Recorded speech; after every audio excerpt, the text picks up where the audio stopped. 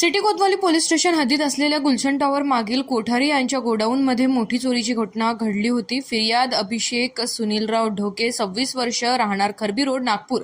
हे डीसी कंपनीमध्ये इंजिनियर म्हणून काम करतात। कंपनीचे साहित्य नागपूरवरून अमरावतीला पाठवले होते। ते संपूर्ण साहित्य गुलशन टॉवरच्या मागे कोठारी यांच्या गोडाऊनमध्ये ठेवले असताना आर कंपनीचे वायर बंडल व एसीचे कॉपर पाईप असा एकूण 1,92,765 रुपयाचे साहित्य चोरीला गेले।